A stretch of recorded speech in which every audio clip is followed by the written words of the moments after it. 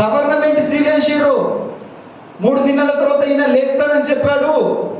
అది నిజంగా జరుగుతుందేమోనని government authorised seal అనేది ఆ సమాధికి వేసి, ఆ సమాధి చుట్టూ గొలుసులతో ఆ సమాధిని మొత్తం కట్టిపెట్టి, ఆ సమాధి చుట్టూ ఏం చేశారట, సైనికుల్ని పెట్టారు. 3 దినాల తర్వాత లేస్తానన్నాడు.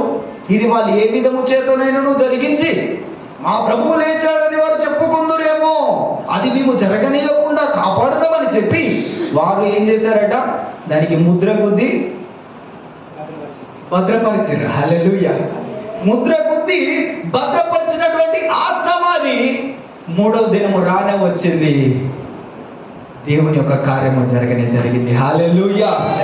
సమాధికి వేయబడినటువంటి ఆ సంఖ్యలు బ్రద్దలు చేయబడ్డాయి.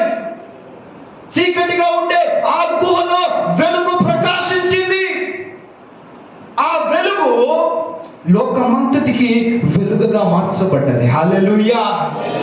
యోహాను సువార్త 1వ అధ్యాయంలో రాయబడి ఉంటది, నిజమైన వెలుగుండెను, అది లోకంలోనికి వచ్చుచు ప్రతి మనుషుని వెలిగించుచున్నది.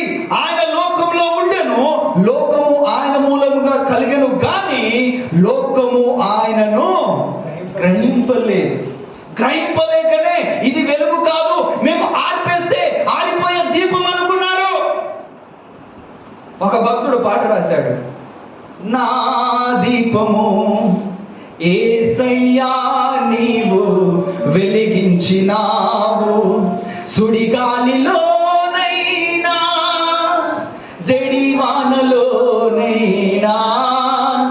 ఆరిపోదులే నీవు వెలిగించిన దీపము. ఆయన వెలిగించిన ఈ దీపమే ఆరిపోదని ఆ భక్తుడు ఎంతో సంతోషంగా పాట పాడుతుంటే, వెలిగించిన ఆయననే ఆర్పేద్దామని అనుకునే నీ మూర్ఖత్వపు లెక్కలు ఎంతవరకు కొనసాగింపబడతాయి?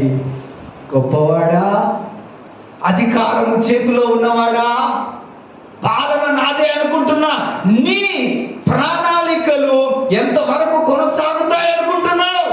ఆ సంఖ్యలు బద్దలు చేయగల శక్తి నీవు భద్రంగా భద్రపరిచిన వారికి ఉన్నది. హల్లెలూయా.